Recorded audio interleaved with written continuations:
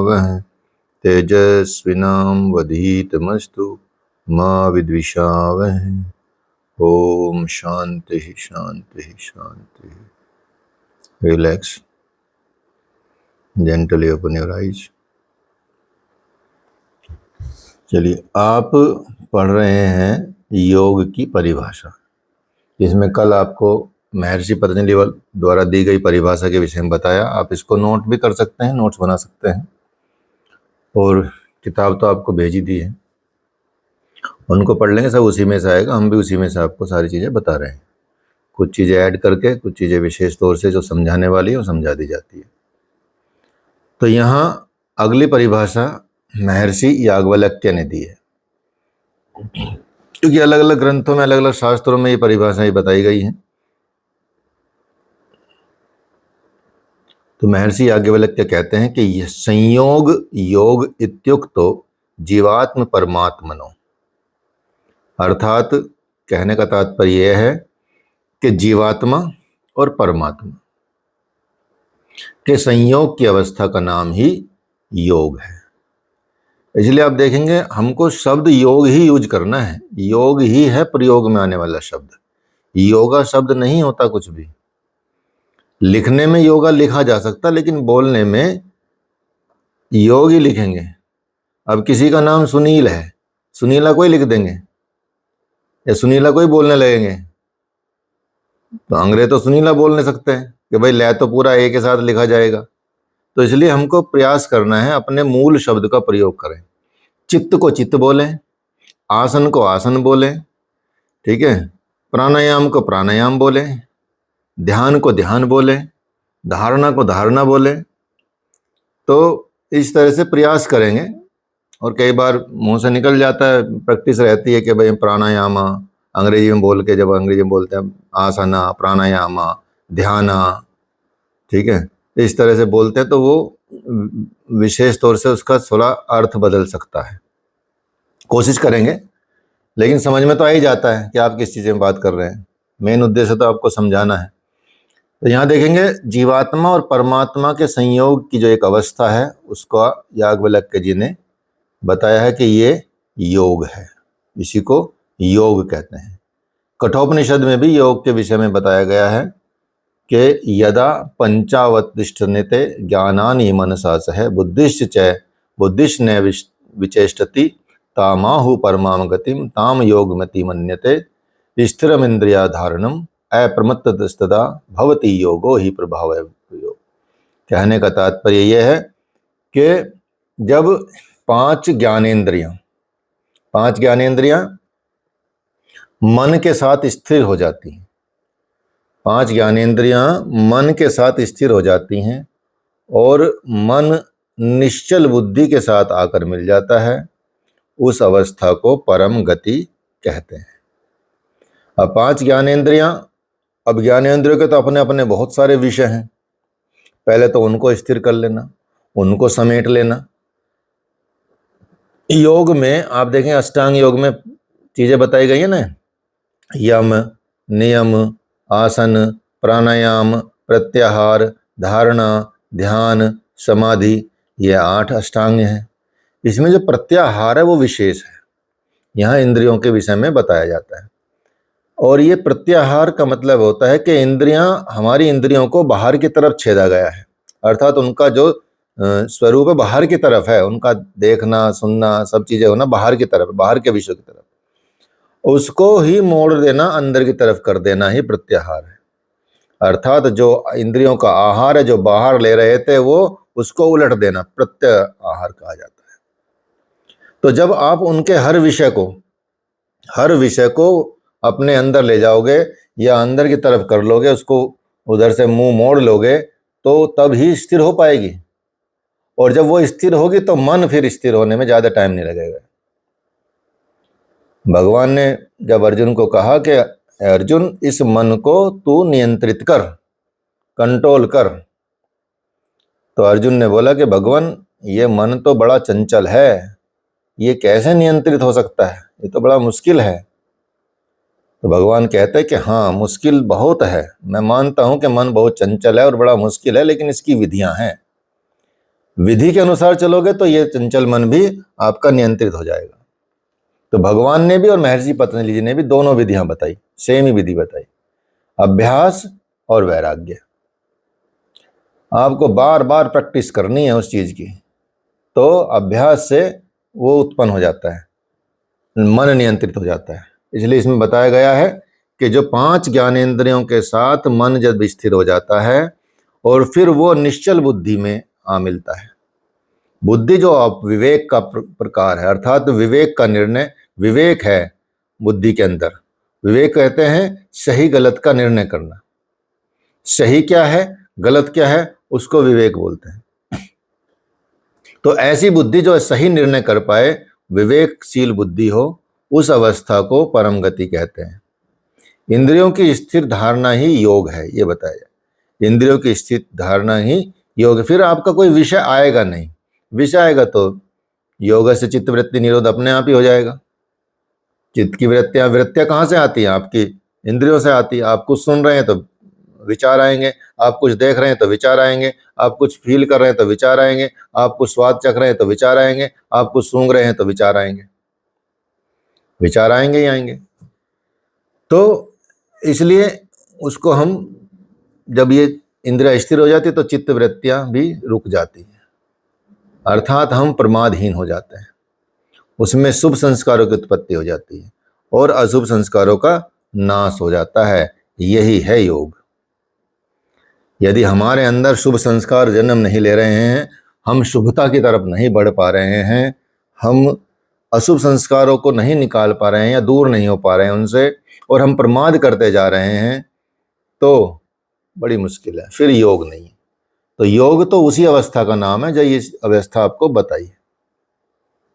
इसी तरह से मैत्रायण्य उपनिषद में कहा गया है, एकत्वम प्राण मन सारेन्द्रियाणाम तथैव च सर्वभाव परित्यागो योग इत्यभिधीयते। अर्थात प्राण। सर मेरा एक क्वेश्चन है, जो आपने जैसे अभी संस्कृत का श्लोक पढ़ा, छोटा जो शब्द होगा वो तो इजी है पढ़ना, लेकिन जब वो बड़ा वर्ड हो जाता है ना, तो किस तरह से उसे कहाँ से तोड़ना है, कहाँ से शुरू करना है? ये क्या है ना, संस्कृत जब जुड़ जाती है तो वो बन जाता है एक, जैसे तथा और एव, ये बन गया तथैव बन गया। ठीक है। इसी तरह से बड़े शब्द को भी, जैसे प्राण, मन, मनस, ये मनस है, मनस और इंद्रियां, ये इंद्रिया, ई की मात्रा को ई हटा दिया, इंद्रिया नाम बना दिया उसको। ठीक है। तो ये क्या है ना, ये अभ्यास से आएगा, दूसरा पढ़ने से आएगा। कैसे पढ़ेंगे इसको, कैसे अभ्यास कर सकते हैं? भगवत गीता ले लीजिए। भगवत गीता में आती है एक पदच्छेद नाम से किताब आती है, पदच्छेद। भगवत गीता में पदच्छेद नाम से किताब आती है। तो श्लोक को तोड़ तोड़ के भी वहां बताया गया है।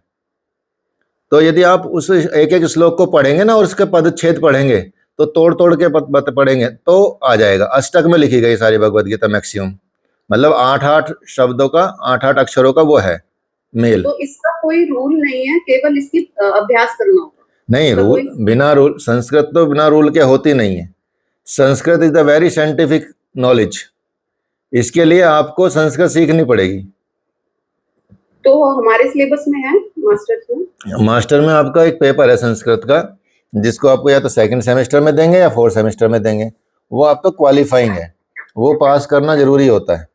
तो वो ग्रामेटिकल है। यहाँ पर तो सर असम में तो मेरा संस्कृत का बहुत प्रॉब्लम है। अच्छा, क्यों? संस्कृत मुझे इतना आता नहीं है। हाँ, इतना तो आजकल तो किसी को भी नहीं आता इतना तो, लेकिन वो क्या है ना, पास होने के लिए तो वो जरूरी है संस्कृत वाला।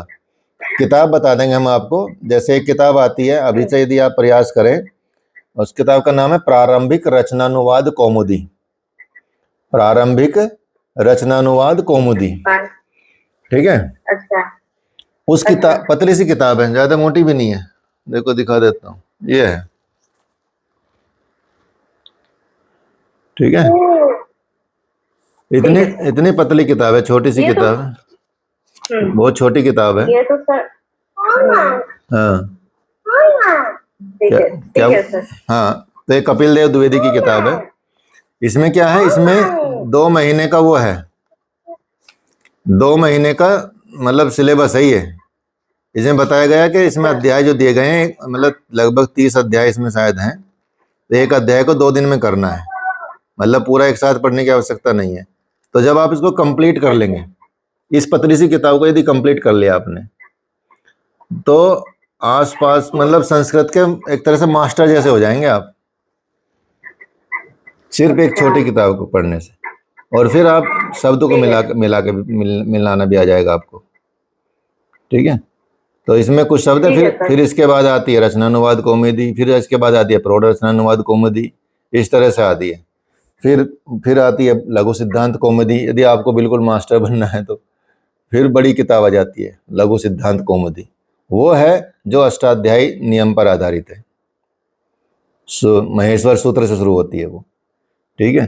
तो ये धीरे धीरे पहले तो इनको हिंदी के हिसाब से पढ़ना शुरू कर, स्वरूभाव समझ में आएगा आपको, परित्याग समझ में आ जाएगा, योग समझ में आ जाएगा, इत्यभिधीयते समझ में आ जाएगा, एकत्व पहले ऐसे पढ़ना भी शुरू करें तो वैसे भी आ जाएगा।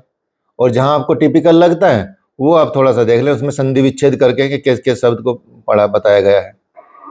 सर वैसे इतनी दिक्कत होती नहीं, लेकिन जो ये बोल रहे हैं ना मीनाक्षी जी, ज्यादा बड़े शब्द आ जाते हैं ना, तब थोड़ा सा उनको पढ़ने में दिक्कत वो थोड़ा सा आती है, लेकिन उसका फिर रिसर्च कर लो थोड़ी सी, एक बार देख लो कहीं, तो वो अपने आप आ जाता है। तो धीरे धीरे ऐसे करेंगे ना, लगातार करेंगे, जब छोड़ देते हैं तो दिक्कत होती है, जब करते रहते हैं तो फिर समझ में आने लगता है। जी सर, प्रैक्टिस से जल्दी पढ़ना। हाँ, और जो मैंने किताब बताई भगवत गीता वो ले ली, उसमें आपको बहुत सारी चीजें समझ में आ जाएंगी। पदच्छेद नाम से जो आई है किताब, ठीक है, वो आप ले लीजिए, वो सबसे सरल आपको बता देगी, क्योंकि वहां डिवाइड करके लिखे गए हैं शब्द, ऐसे किया गया है, ठीक है। तो बताया गया क्या, प्राण मन और इंद्रियों का एक हो जाना, प्राण मन और इंद्रियों का एक हो जाना, अर्थात उनमें क्या होना, एकाग्र अवस्था को प्राप्त कर लेना। बाह्य विषयों से विमुख होकर इंद्रियों का मन में और मन आत्मा में लग जाना, प्राण का निश्चल हो जाना ही योग है। अर्थात हम इन विषयों से हट जाएं तो हम सहज ही, और इसके लिए क्या चाहिए, इसके लिए प्रैक्टिस चाहिए। यदि जितना विषयों में जाओगे तो आप उतना उलझते चले जाओगे, और जितना विषयों से विमुख होगे उतना साधारण रूप से हो जाएंगे, आप इजीली आप योग की तरफ बढ़ सकते हैं। तो ये पारिभाषिक शब्दावली दी गई हैं, परिभाषाएं दी गई हैं, भगवत गीता में भी दी गई है, योग सिखोपनिषद में भी कहा गया है कि योग अपान प्राण योग के स्वर ज्योतिरिस्त सोच तथा सूर्य चंद्रमा से योगो जीवात्म परमात्मनो एवं तो द्वंद्व जालस्य संयोगो योग उच्यते। तो इसमें बताया गया कि अपान और प्राण की एकता कर लेना। अपान कौन सी जगह पे है हमारे शरीर में, नीचे लार्ज इंटेस्टाइन एरिया, नाभि, हाँ, नाभि से नीचे का क्षेत्र अपान है, और प्राण हृदय क्षेत्र में है। तो इसलिए योगी लोग क्या करते हैं, प्राण को अपान में आहुति देते हैं, अर्थात उसको मिलाते हैं। तो ये क्रियाएं हैं प्राणायाम की क्रियाओं से ऐसा होता है। तो जब प्राण और अपान की एकता कर लेते हैं, उनको एक कर लेते हैं, अर्थात ऊर्ध्वगामी कर देते हैं, अपान जो है अधोगामी है और प्राण ऊर्ध्वगामी है, तो इसको भी हम ऊर्ध्वगामी कर देते हैं, अपान को भी। तो इस तरह से जब कर लेते हैं, और जब वो एक कुंडलिनी शक्ति है, उस कुंडलिनी को जागृत अवस्था में आ जाती है, या वो ऊपर की तरफ बढ़ने लगती है, जब ऊपर की तरफ बढ़ने लगेगी, जो आपकी सूर्य नाड़ी है अर्थात पिंगला और चंद्र नाड़ी ईड़ा, इसका संयोग हो जाता है, तो परमात्मा से जीवात्मा का मिलन हो जाता है, वही योग है। ये बताया गया। यहाँ इस जगह को त्रिवेणी कहा जाता है।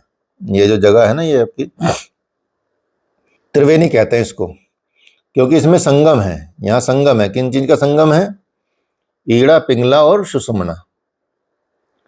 हमारे शरीर में कितनी नाड़ियां हैं, 72,000। Very good. भगवान शिव कितनी बताते हैं, 84 लाख। 84 लाख तो योनियां हैं, 84 लाख 72,000 नाड़ियां हैं, 84 लाख उसमें से 72 मेन और फिर 12 मेन है। हाँ, और भगवान शिव कितनी बताते हैं,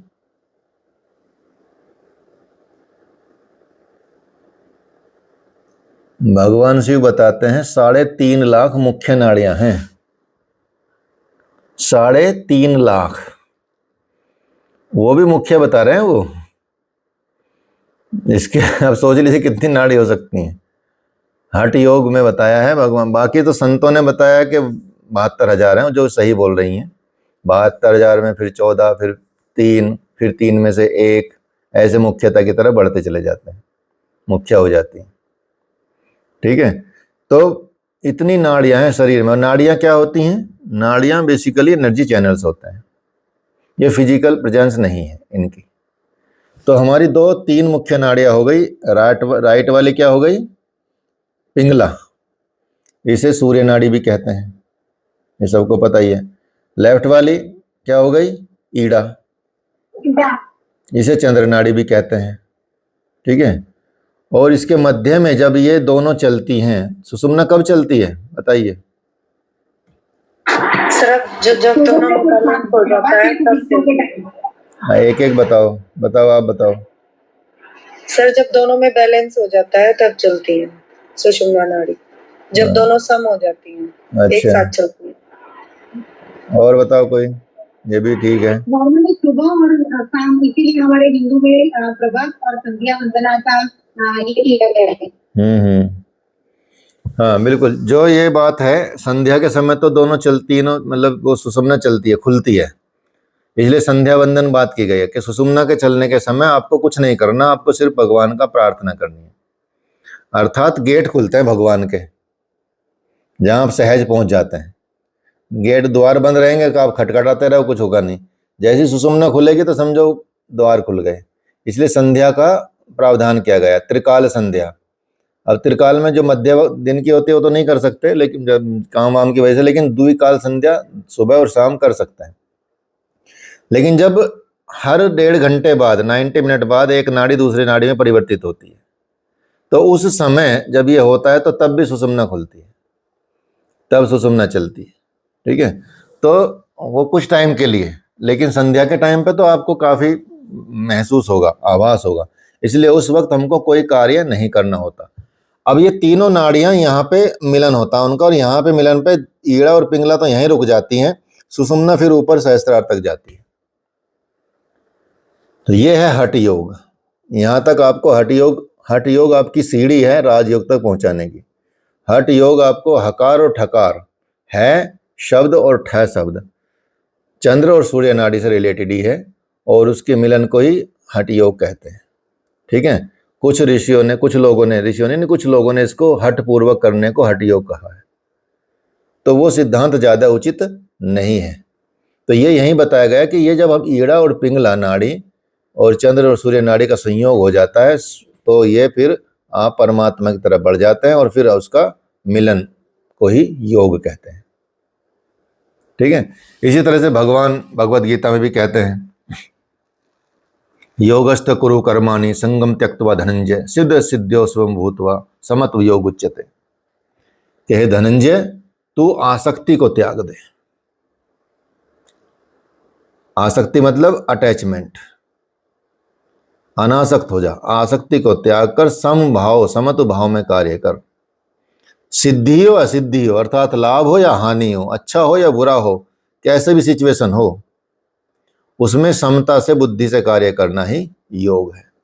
विचलन नहीं होना, सुख दुख, जय पराजय, शीत मतलब शीतोष्ण आदि, शीत और उष्ण आदि, ऐसे द्वंद्वों में, जब आपके जीवन में द्वंद्व हो और उन द्वंद्वों में आप उस द्वंद्व से प्रभावित ना हो और अपना निर्णय सही लें, उसी को योग कहते हैं। वही है समत्व योग उच्यते। जब सिद्धि असिद्धि हो, आपके पास बहुत सारी संपत्ति हो, बहुत ज़्यादा धन हो, तब आपका व्यवहार ना चेंज हो, ऐसा ही रहे जैसे आप ह्यूमन बीइंग अच्छे हों। और यदि आप बिल्कुल डाउन चले जाएं तब भी आप ऐसे ही रहें, तब भी आप में कोई बदलाव ना, अर्थात उसको खोने का कोई दुख ना हो। अर्थात सुख और दुख में, जय और पराजय में, शीत और उष्ण में, गर्मी सर्दी में, मान अपमान में आप सही रहें, तो द्वंद्वों में ऐसा एक रस होना, एक जैसा रहना, सम रहना ही योग है। यही भगवान बोलते हैं, समत्व योग उच्यते, समत्वम योग उच्यते, ये कहा जाता है। योगस्थ कुरु कर्माणि संगम त्यक्त्वा धनंजय है सिद्ध असिद्ध्यो समो भूत्वा समत्व योग उच्यते। फिर बताते हैं कि बुद्धि युक्तो जहाति उभय सुकृत दुष्कृते तस्मादोग्य युजस्व योगः कर्मसु कौशलम। ये भी बहुत शब्द आता है। ये दो शब्द छोटे छोटे लिए जाते हैं, हर जगह पे ज़्यादा बोले जाते हैं, समत्व योग उच्यते। ये दोनों श्लोक आपको अच्छे से याद होने चाहिए, ठीक है। बहुत जगह पूछे जाता है, जहाँ लिखोगे तो वहाँ भी अच्छा रहेगा, जहाँ बोलोगे तो अच्छा रहेगा। दोनों श्लोक आपको याद रहने चाहिए। कुछ कुछ श्लोक तो याद करने ही है आपको। तो बताते हैं कि कर्मों में कुशलता ही योग है। कर्मों में, लेकिन हाँ जी बोलो। ह्यूमन बीइंग वही तो नहीं कर पाते हैं ना सर। क्या कर्मों में कुशलता? क्योंकि हाँ, क्योंकि हर कर्म में कभी सुख कभी दुख, ये चला गया, यहाँ खुशी नहीं है। देखो साधारण रूप तो यही समझा जाता है कर्मों में कुशलता योग है कि अगर कोई कर्म कुशलता पूर्वक किया जाए तो वो योग है, ये माना जाता है, ठीक है। लेकिन हम इसको उल्टा बोलते हैं, एक इसकी दूसरी डिफाइनेंस करते हैं, डिफाइन करेंगे। क्या करेंगे? कैसे? क्या करेंगे इसमें? करेंगे कि योग से कर्मों में कुशलता आती है, योग से आती है कुशलता। अब आप में योग ही नहीं है तो कैसे कर्मों में कुशलता आएगी? ये है असली ताकत योग की। जब आप योग को धारण करेंगे तो आपके कर्मों में कुशलता आने लगेगी, और तब जब कर्मों में कुशलता आएगी तो योग हो जाएगा अपना। तो योग से कर्मों में कुशलता और कर्मों में कुशलता ही योग, दोनों आप इसको समझ के चलिए। जो योग से कर्मों में कुशलता है, ये आपको नहीं मिलेगा ज्यादातर, ये लिखा मिलेगा कुशलता कर्मों में कार्यों में कुशलता ही योग है, ठीक है। इसलिए कर्म इस कुशलता से किया जाए ये बताया जाता है कि कर्म बंधन ना हो। कर्म, यहाँ कुशलता का मतलब यहाँ आ जाता है कि आपको कर्म ऐसे करने हैं कि आपके कर्म बंधन युक्त ना हो जाए, अर्थात डिटैच होके, अर्थात मैं नहीं कर रहा, मैं का भाव त्याग दें, ठीक है। सब कर्म परमात्मा को समर्पित करते चले जाएं, तो कर्म से जैसी अटैचमेंट होगा, कर्म से फल की चाह होगी। अगर कर्म में आपने आसक्ति डाल दी, आसक्ति का मतलब आपको फल की चिंता होने लगी, आप फल चाहने लगे कि भाई मुझे तो फल चाहिए। आप कर्म करेंगे तो फल मिलेगा ही मिलेगा ना, निश्चित रूप से, आप चाहें या ना चाहें। आप एक पेड़ लगाएंगे किसी चीज का, फल का पेड़ लगाए सपोज आपने, तो आप उसको अपना तो कर्म करेंगे ना, उसको पौधे को पानी देंगे, निराई गुड़ाई करेंगे, खाद देंगे, उसको बढ़ाएंगे। तो आप चाहेंगे भी नहीं तो क्या वो फल नहीं देगा? देगा ना फल, तो चाहे आप चाहें ना। अगर आपने चाह लिया कि भाई मुझे 5 किलो ही फल मिलने चाहिए इससे, और उसने बेचारे ने 4.5 किलो दिया, तो आप चिंता में चले जाएंगे, आपने कर्म जनरेट कर लिए, ठीक है। और अगर नहीं चाहा तो जो भी मिलेगा वो आपका वो आशीर्वाद समझेंगे उसको। आप कितने निश्चिंत रहेंगे, एकदम चिंता मुक्त रहेंगे। ये आसक्ति छोड़ देना ही कर्मों में कुशलता है। कि मैंने खाना बनाया, तारीफ तो आई नहीं, सब लोग खा गए, आज मेहमान इतने सारे आए, ठीक है, किसी ने एक बार को नहीं बोला कि भाई ये हलवा कैसा बना है, ये पुलाव कैसा बना है, ठीक है। सब लोग चुपचाप डकार गए, और आप जाके चुपचाप रूम में जाकर खाना भी नहीं खाया आपने, और चिंता में बैठ गए कि यार ये तो बढ़िया बेकार लोग, अगली बार देखो कैसे खिलाऊंगी इनको, अगली बार आए जरा मेरे साथ, मार्केट से मंगा के दे दूंगी सब, ठीक है। तो ये क्या है? ये है आसक्ति। और यदि आप सोचें कि हाँ यार भगवान आए हैं, सब भगवान का तो रूप है, सब भगवान आए हैं खाने, खाइए प्रभु खाइए, और क्या चाहिए, प्रभु खाइए बस। अब वो चाहे बोले ना बोले, आपने तो अपना काम कर दिया, अनासक्त हो गए, कोई कर्म जनरेट नहीं हुआ। फिर कर्म जनरेट नहीं हुआ, वहां कर्म जनरेट हो गया विचार बदलते ही। ऐसा कर्म करना ही योग है, इसी को कर्म योग कहते हैं, इसी को कर्म योग कहते हैं।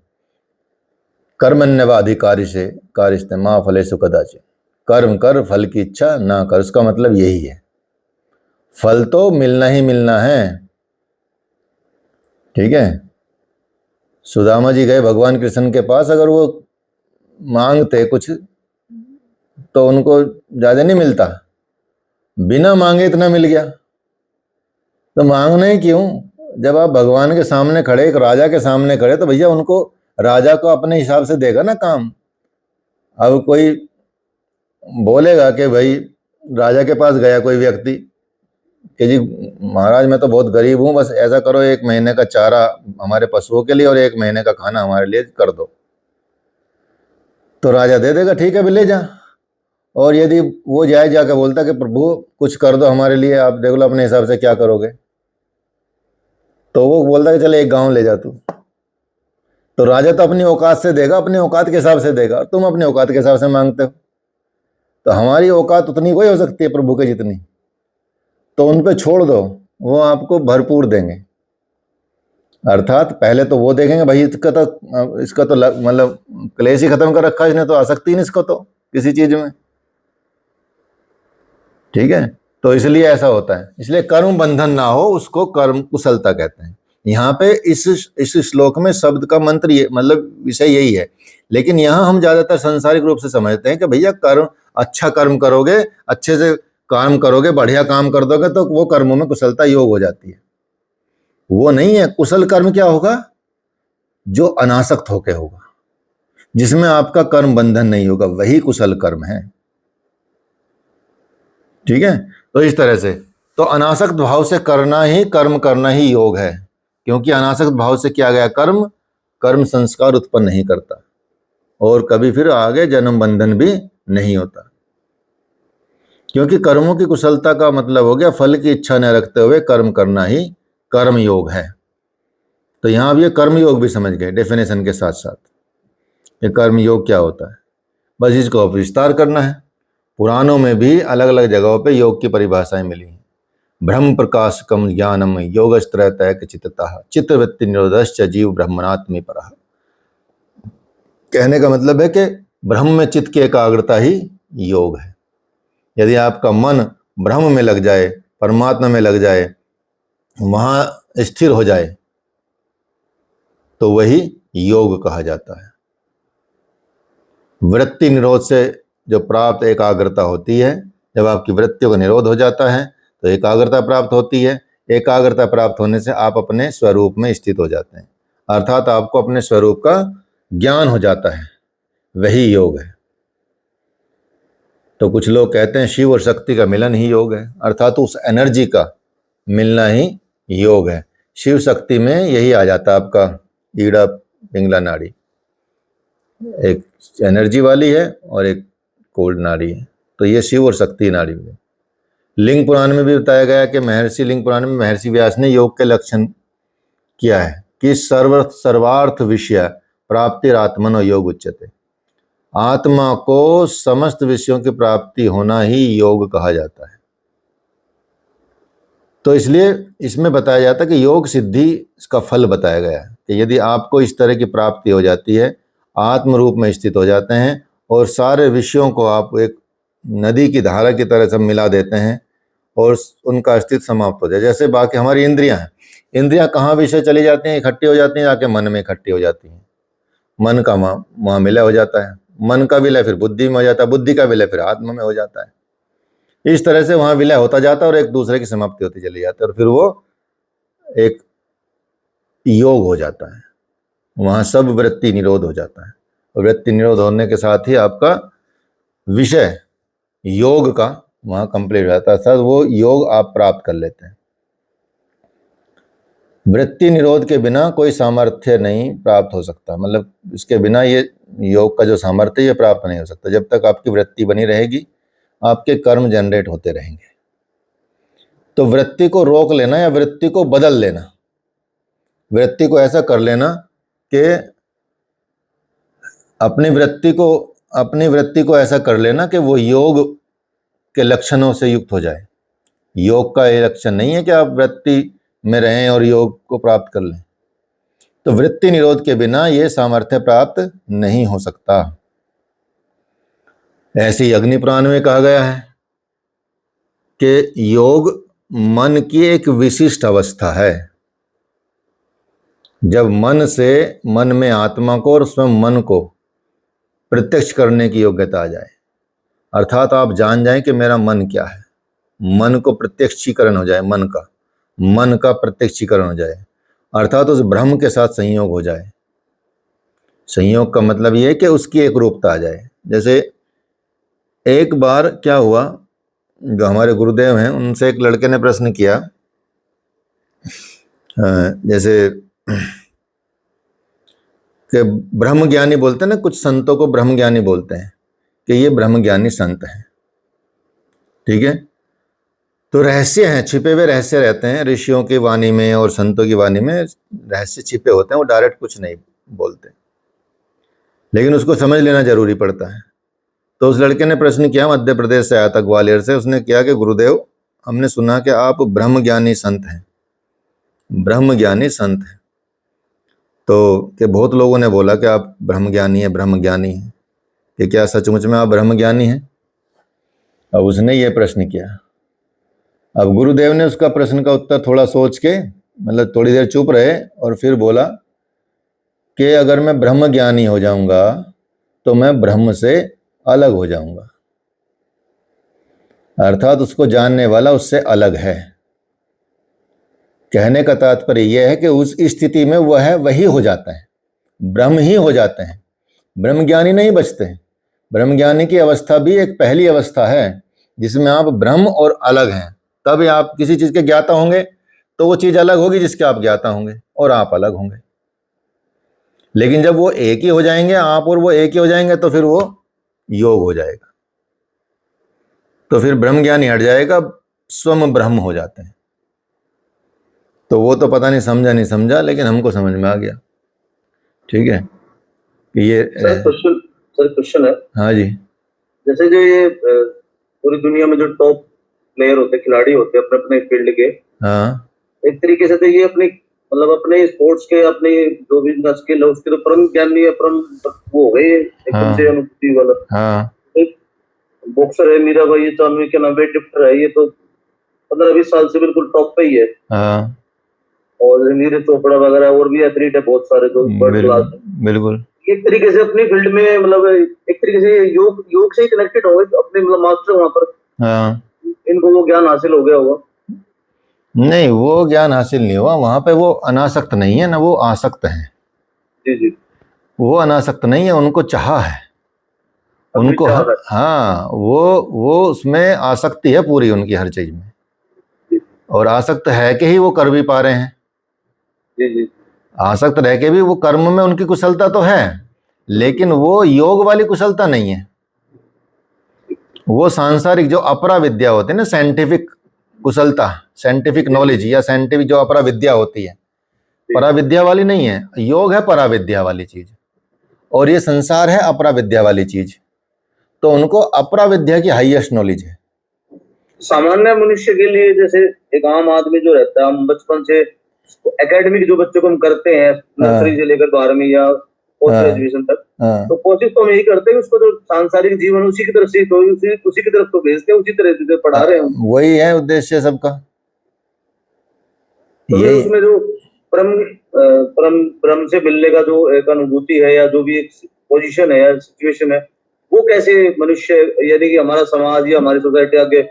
देखो, आप लोग ने एडमिशन, योग में एडमिशन लिया है, ठीक है, योग सीखना चाहते हैं, ठीक है। किसी ने किसी उम्र में लिया, किसी ने किसी उम्र में लिया, किसी ने किसी उम्र में लिया, या किसी ने किसी उम्र में योग में प्रवेश किया। 12वीं में तो किसी ने योग में प्रवेश नहीं किया, 11वीं में योग में प्रवेश नहीं किया, कई लोगों ने ग्रेजुएशन में भी योग में प्रवेश नहीं किया, अब किया है। अर्थात ये संस्कारों का टाइमिंग है। जब संस्कार ऐसे होते हैं, क्योंकि जब इसमें बताया जाता है कि इसमें बीज का नाश नहीं है। बीज का नाश नहीं का मतलब हो गया कि जब आपने योग शुरू किया, तो योग जब शुरू किया आपने, तो आपका जो इस जन्म में योग का जो 4 कदम चले, तो अगला जन्म आपका 5वें कदम से स्टार्ट होगा, ठीक है। तो जो व्यक्ति, जो बच्चे पढ़ रहे हैं, लिख रहे हैं, कुछ कर रहे हैं, उन्हीं में से तो आप देखेंगे कुछ योग में चले जाते हैं या कुछ अध्यात्म में चले जाते हैं, ठीक है। जैसे विवेक बिंद्रा ही है। विवेक बिंद्रा का तो नाम सुना ही होगा आपने। वो भगवत गीता का बड़ा साधक है, और हर उसका लेक्चर भगवद गीता पर आधारित होता है।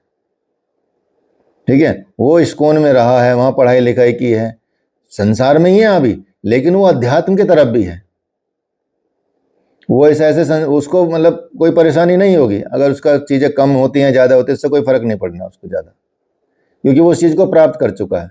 तो पढ़ा तो होगा शुरू में वो भी ऐसी कन्वेंट टाइप के स्कूल में, हालांकि उस स्कूल से थोड़ी बुद्धि विचलित हो जाती है, उधर चली जाती है। अब गुरुकुल तो रही नहीं है, अब तो आप लोग ही अपने बच्चों को संस्कार दे सकते हैं, आप लोग ही चीज़ों को बता सकते हैं कि ये चीज़ क्या है जो विश्व विजेता आपको बना सकती हैं। ठीक है, तो ये संस्कारों पर निर्भर करता है कि किसके संस्कार कैसे हैं, तो वो अपने आप ही दिशा बन जाती है। ये होता है, इस तरह से होता है इसमें। तो जिसका जैसा जन्म, जैसा प्रारब्ध, वैसा ही वो चीजें प्राप्त करता जाता है। इसका ये है। तो जितना आप अटैच रहोगे, जितना जिस चीज में अटैच रहोगे, उस चीज में उतना ही आपको मिलता चला जाएगा। वही है। तो ये जो बड़े बड़े हैं, ये कर्मों में कुशल तो हैं, सब लोग कर्मों में कुशल होंगे तभी चीजें चलती हैं, तभी आपका बिजनेस अच्छा चलेगा, तभी आपका गेम में यदि होगा तो वो अच्छा चलेगा, यदि उस कर्म में आपकी कुशलता नहीं होगी। लेकिन वो कुशलता किसके साथ रहती है? आसक्ति के साथ रहती है, अनासक्ति के साथ नहीं रहती। वहां आपको दुख भी होता है यदि आप जीतते नहीं हैं, आप रोने लगते हैं कई बार, ठीक है, आप परेशान हो जाते हैं कई बार, आपकी फेम डाउन हो जाती है कई बार, तो वहां आपको दुख होता है। अगर ऐसा होता तो दुख नहीं होता।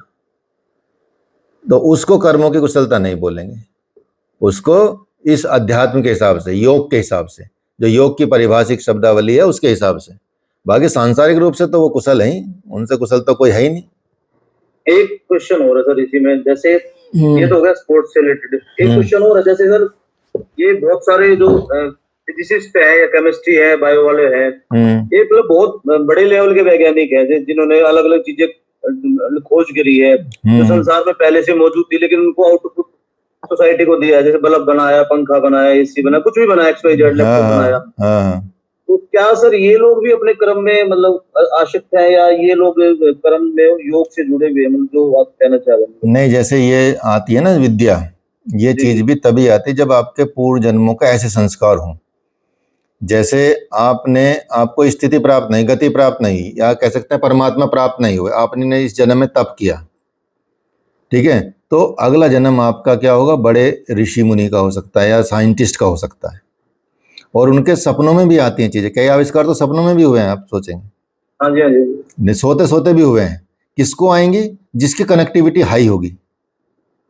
इसलिए आप देखेंगे हर साइंटिस्ट को अध्यात्म का बहुत बड़ा ज्ञाता होता है। वो जो वैज्ञानिक, हाँ, जो एलन मस्क, इसने रिवर्स इंजीनियरिंग रॉकेट की स्लीप में देखी थी। हाँ, वही मैं कह रहा ना, तो उसके कनेक्टिविटी हाई होती है, इसीलिए उनको उस लेवल पे जन्म मिलता है और उस लेवल की वो चीजें कर पाते हैं।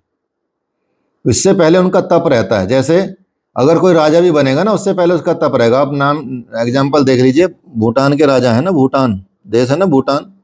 हाँ जी, हाँ जी। भूटान का एक राजा है और भूटान के राजा के एक संतान हुई, और वो संतान जब 4-5 साल की हुई, उसको पूर्व जन्म याद आ गया अपना। उसने बोला कि मैं तो भारतवर्ष में नालंदा विश्वविद्यालय में एक मोंक था, साधु था, 1200 साल पहले, 800 साल पहले मैं वहाँ संत था। अच्छा, वो कभी भारत नहीं आया, लेकिन उसको सब याद आ गया। जिसका यूट्यूब आप देख लीजिएगा, गूगल वगैरह पर, यूट्यूब पे पड़ा हुआ है कई बार। तो वो उसको लेकर आए, जब लेकर आए यहाँ पे नालंदा बिहार में, तो वो दौड़ दौड़ के अपने आप ही जाने लगा कि ये मेरी कुटिया थी। अब तो खंडर है वहाँ, लेकिन वहाँ उसने बताया सब कि यहाँ ये रहता था, यहाँ मेरा ये रहते थे, दूसरे संत रहते थे, यहाँ पे मैं मोंक था। उसने तप किया वहाँ पे, उसको जन्म नहीं मिला तब तक। आप सोचिए, इसका बड़ा सिद्धांत है जो आपको बहुत बारीकी चीज बता रहा हूँ मैं। वो संत को इतनी बड़ी उसने आत्मा की ग्रोथ कर ली कि उसको साधारण माँ बाप नहीं मिल पा रहे थे जन्म लेने के लिए। अर्थात साधारण मतलब साधारण में जन्म नहीं ले सकते। वो जो उच्च लेवल की आत्माएं होती हैं, वो उच्च लेवल के माता पिताओं की जगह में जन्म लेती हैं। गर्भ संस्कार इसीलिए किया जाता है हमारे उसमें ना, गर्भाधान संस्कार का विधान यही है, क्योंकि हम एक दिव्य आत्मा का आवाहन करते हैं, आवाहन करके उसका पूरा पद्धति से निकाल, तो फिर दिव्य आत्मा जो वेट कर रही है अच्छे माता पिता का, भगवान भी तो माताओं के गर्भ में जन्म लेते हैं, चाहे प्रकट ही होते तो माताओं के गर्भ में प्रकट हैं। चाहे भगवान राम प्रकट हुए हों, चाहे भगवान कृष्ण प्रकट हुए हों, हुए तो गर्भ में ही है ना। तो इसी तरह से यदि हम उस आधार पर चलते हैं तो वो दिव्य आत्माएं प्रकट होती हैं ऐसे। अब वो चीज रही नहीं है, वो चीज बची नहीं है, तो कौन दिव्य आत्मा प्रकट होगी। तो इसलिए वहां राजाओं ने वहां उसको विधि विधान किए थे, इसलिए वो संत वहां प्रकट हुए और वो राजा के घर में प्रकट हुए। ऐसे ही नहीं हो गया कहीं जन्म उनका, ठीक है। इसी तरह से ये वैज्ञानिक लोग अपने आप में ऋषि हैं। जो हमारे पहले ऋषि थे वो वैज्ञानिक ही थे, ये आज के ऋषि हैं। और आज के ऋषि होने का मतलब है इनका तप बल है साथ में, उनका तप बल साथ में होगा तभी कुछ होगा, अगर तप नहीं है तो कुछ नहीं है। इसलिए वो घंटों घंटों भी काम करते हैं, ऋषियों की तरह तो रहते हैं। अगर कोई ध्यान में जा रहा है तो 15-15 घंटे ध्यान में चला जाता है, वो 15-15 घंटे लैब में चले जाते हैं, खाना छोड़ देते हैं, भूख छोड़ देते हैं, कुछ भी भूख नहीं लगती उनको। तो आधा मॉडर्न टाइप का तो वही हो गया ना जी। तो वही उतरता है उनके दिमाग में। ऐसा नहीं कि वो मतलब वो स्पिरिचुअल उतरता है सब चीजें। ये तो 15-15 साल 20-20 साल एक ही रिसर्च में लगे रहते हैं। वही मैं कह रहा ना, तो वो आता संकेत तभी है, तभी वो तप है। वो भूख नहीं देखते, प्यास नहीं देखते, नींद नहीं देखते, कुछ नहीं देखते। हम रुक पाएंगे? हम तो मतलब सुबह सर्दी में से उठना ही भारी पड़ जाता है 4-5 बजे कि भाई कंबल कौन छोड़े, ठीक है। तो इतने तो प्रमादी हम लोग हैं, तो हम हमसे क्या उम्मीद कर सकते हो। यही है, वो है तपस्वी होते हैं वो लोग। तो इसको प्राप्त किया जा सकता है, कोई भी प्राप्त कर सकता है।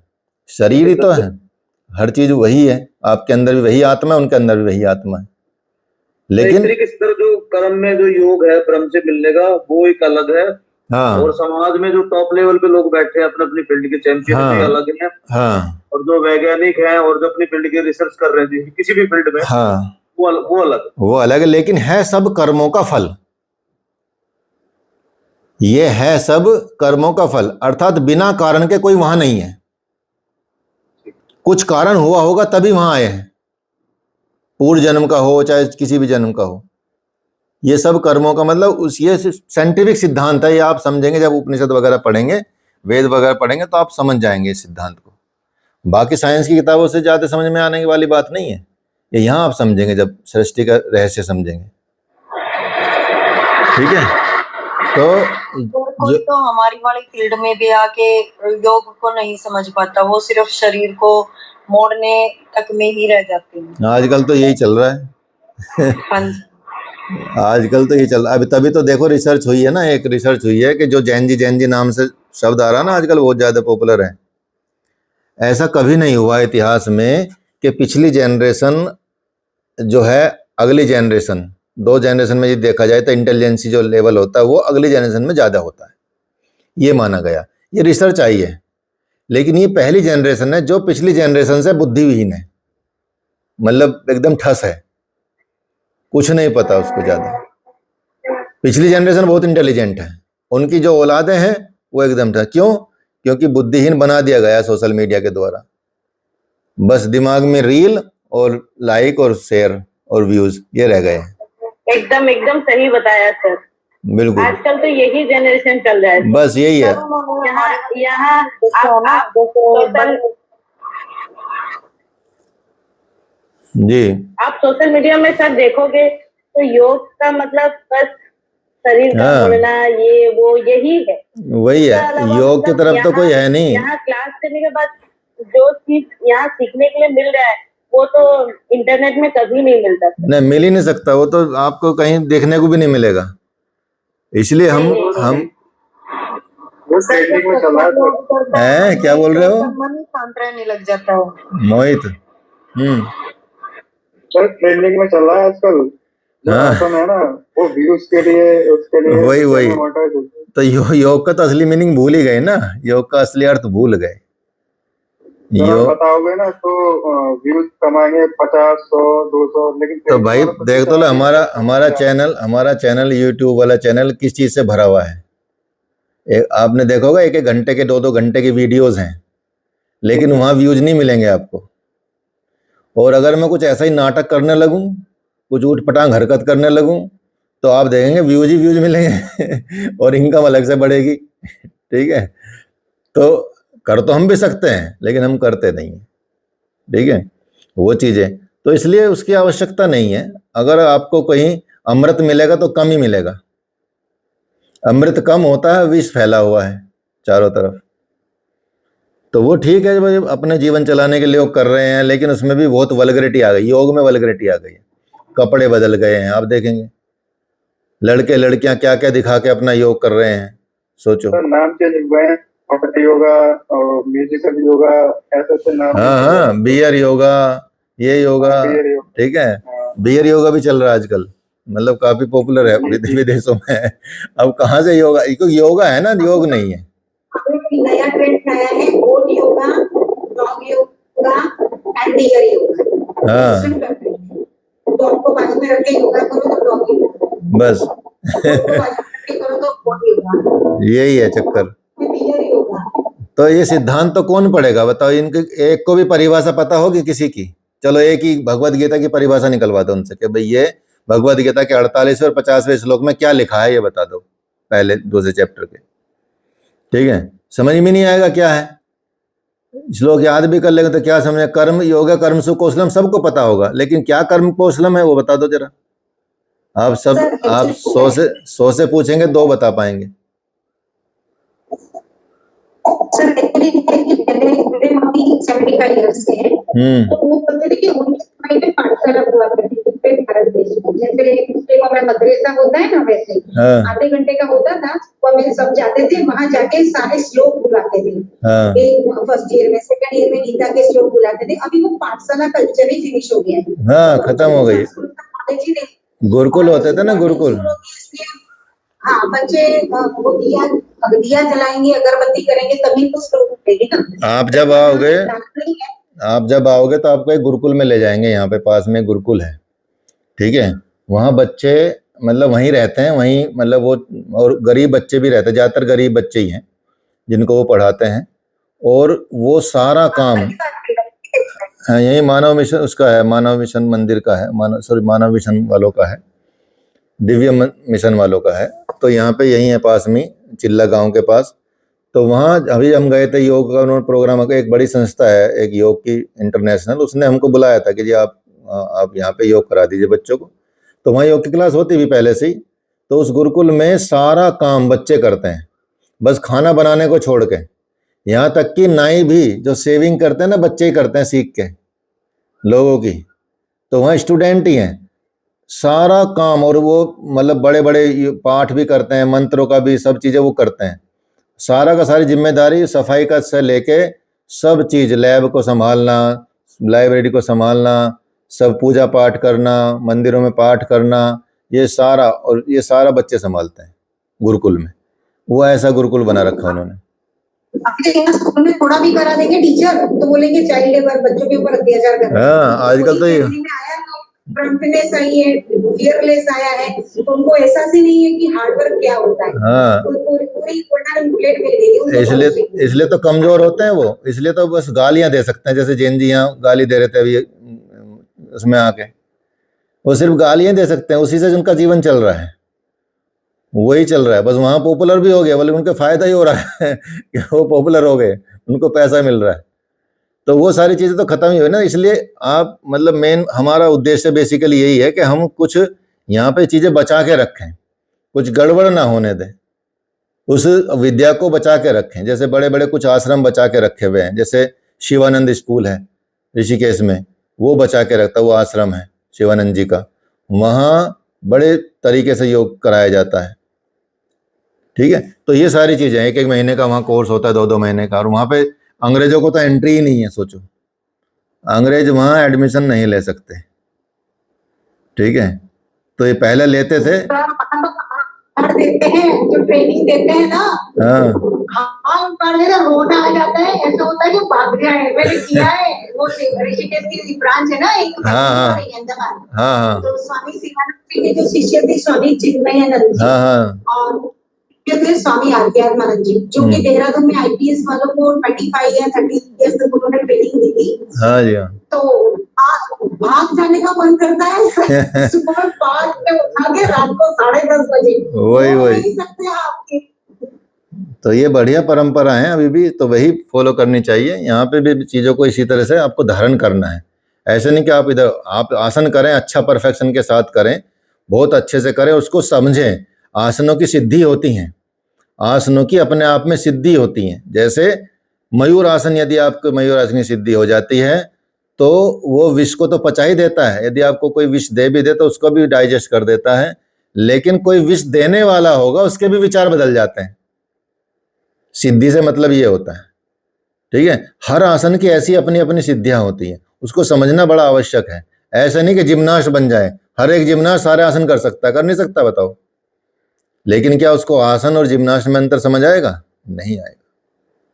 आसन का अपना एक आध्यात्मिक स्तर होता है, आसन का अपना एक भाव होता है, आसन की अपनी एक स्पिरिचुअलिटी होती है, आसन का अपना एक फिलॉसफी होती है। उस आधार को समझ के चीजें करेंगे तो आप उसमें बढ़िया काम कर पाएंगे। तो ये चीजें आप इसमें देखेंगे। हठ योग प्रदीपिका में आप देखेंगे, इसमें बताया गया है कि साली बेसैंदव यदवत साम्यम भजति योगतः तयात मन सौरक्यम समाधिरभि धीयते। जिस प्रकार नमक जल में मिलकर जल की समानता को प्राप्त हो जाता है, उसी तरह से मन वृत्ति शून्य होकर आत्मा के साथ ऐक्य को प्राप्त कर लेता है। तो मन की उस अवस्था का नाम समाधि है कि जब मन जैसे जल नमक में मिल जाता है और एक जैसा हो जाता है, इसी तरह से मन अपना वृत्ति को हटा के आत्मा में एक हो जाता है और उस अवस्था को हम समाधि कहते हैं। तो यहाँ विचार किया जाए तो जो सारी परिभाषाएं हैं वो अंतर्दृष्टिगत आत्मा और मन की एकता की समाधि का फल बताया गया। तो इस तरह से मन और आत्मा की एकता योग है, योग के साथ साथ वो फल भी है योग का। केवल योग ही नहीं है बल्कि उसका फल भी है। तो इस फल की प्राप्ति आप कर सकते हैं सिर्फ योग के सिस्टम से, योग से जाके। तो इस तरह की कुछ परिभाषाएं आपकी हो सकती, दो चार परिभाषाएं आप याद कर लें और लिखने के लिए आपका काम आ जाएगा, उसको डिफाइन कर दें। बस ये इतना ही करना है आपको, बहुत ज़्यादा आवश्यकता नहीं है इन चीज़ों में। तो लेकिन पढ़ना बहुत ज़रूरी है। जैसे कुछ ग्रंथ है ना, ये ग्रंथ हम भी कुछ पढ़ाएंगे आपको, जैसे शिव संहिता हो गई, पतंजलि योग सूत्र हो गया, हठ योग प्रदीपिका हो गई और भगवत गीता हो गई, ठीक है। इस तरह से चीज़ें आप इनको पढ़ेंगे तो योग के बेसिक मूल टेक्स्ट पढ़िए आप, ठीक है। ये फालतू की चीज़ें, किताबें बाद की चीज़ हैं कि जो छोटी मोटी किसी की आती हैं पुस्तकें, लेकिन शास्त्र पढ़ेंगे पहले। तो शास्त्रों का अध्ययन करेंगे तो आपको गूढ़ ज्ञान होगा, गूढ़ नॉलेज होगी, और आप कहीं भी आप मार नहीं खाएंगे किसी भी स्तर पे। और आपको बता दें, विदेशों में फॉरेनर्स जो हैं वो इन्हीं चीज़ों को ढूंढ रहे हैं, वो पक चुके हैं आसनों वासनों से भी, ठीक है। एक क्वेश्चन कर रहा हूँ। हाँ बिल्कुल, 1000 क्वेश्चन करो सर। सर ये बताओ, अगर हम शास्त्र पढ़ना चाहें तो शास्त्रों को पढ़ने का सबसे बढ़िया कर्म क्या है कि सबसे पहले कौन सा शास्त्र हमें पहले पढ़ना चाहिए, ताकि फिर एक कर्म बन जाए, फिर दूसरा, फिर तीसरा, फिर चौथा। पहले 3 बता दीजिए, फिर वो खत्म हो जाएगा, फिर आगे। देखो, सबसे पहले आप पढ़ो रामचरितमानस, ठीक है। सबसे पहले रामचरितमानस पढ़ो। नंबर 2 पे पढ़ो भगवत गीता,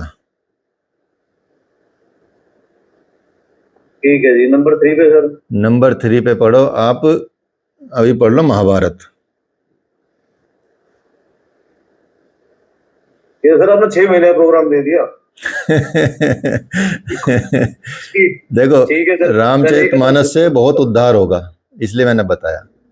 मतलब ये सिर्फ उद्देश्य को ध्यान में रख के बताया कि रामचरितमानस पढ़ना अपने आप में एक सच्चे और आदर्श पुरुषोत्तम, जैसे पुरुषोत्तम मर्यादा पुरुषोत्तम राम थे ना, उस मर्यादा पुरुषोत्तम राम की छवि को अपने ऊपर उतार लेना, ऐसा हो जाएगा यदि आपने रामचरितमानस को धारण किया तो। अच्छा सर, कि इसमें विरोधाभास है, जैसे क्या कहते तो मिथ है मिथ कि पहले ये उपनिषद वगैरह पढ़ने चाहिए, उसके बाद फिर वेद वगैरह ज्ञान लेना, ऐसा कुछ होता क्या? नहीं, ऐसा कुछ नहीं है। वो सब रामचरितमानस से शुरू कर सकते हैं। हाँ, रामचरितमानस भक्ति योग है, उसको शुरू कीजिए, ठीक है। और उससे आपका मतलब बहुत चीजें बदलाव आएंगी, जीवन बदलेगा उससे। और भगवत गीता से, भगवत गीता तो अपने आप में सर्वोपरि है। आप सोचें, भगवत गीता इसलिए मैंने 2nd नंबर पे डाला क्योंकि आपको मैं भगवत गीता पढ़ा रहा हूँ साथ ही साथ, ठीक है। तो भगवत गीता को तो आपको यहाँ से मिल जाएगा और खुद भी पढ़ेंगे तो अच्छा रहेगा। तो सबको सबसे पहले रामचरितमानस अगर नहीं पढ़ी तो पढ़ लेना चाहिए, ठीक है। तो ये करेंगे। और ये जो ग्रंथ है ना, रामचरितमानस हो गई, भगवत गीता हो गई, ये ऐसे ग्रंथ हैं जो परमात्मा के ग्रंथ है। ये मतलब चाहे आप किसी भी स्थिति में हो, आप नहाए हो, धोए हो, नहीं नहाए हो, किसी भी जगह पे हो, आप हर जगह पे इनको पढ़ सकते हैं। माताओं के लिए भी, किन्हीं को पीरियड्स हुए हो नहीं हुए हो, उन सब की स्थिति में पढ़ सकते हैं, कोई दिक्कत नहीं है। मतलब इसमें कोई समस्या नहीं है, ये मैं बता रहा हूँ आपको। बाकी जैसे और देवताओं वाले ग्रंथ हैं उनमें थोड़ा सा दिक्कत होगी, जैसे देवी महापुराण नहीं पढ़ सकते आप, शिव पुराण नहीं पढ़ सकते, इस तरह के चीज़ें नहीं पढ़ सकते, उसके लिए पवित्रता चाहिए। लेकिन रामायण के लिए और भगवत गीता के लिए कोई नियम नहीं है, क्योंकि ये पवित्र करने वाले ग्रंथ है, अपवित्र होने वाले नहीं हैं किसी भी स्थिति में। ये आपको पवित्र करेंगे। भगवत गीता का एक पर्सनल एक्सपीरियंस शेयर करना चाहती हूँ जी। 15-20 साल पहले भगवत गीता पढ़ना शुरू किया था। अच्छा। तो संस्कृत बहुत डिफिकल्ट था, उसके अगर एक श्लोक में 3 बार पढ़ती थी, फिर एक वर्ड का वो ट्रांसलेशन पढ़ती थी, फिर उसका मेन लैंग्वेज में ट्रांसलेशन पढ़ती थी। तो जब मैं बैठी तो 1 घंटे में हार्डली 2 श्लोक मेरे हो जाते थे। अच्छा।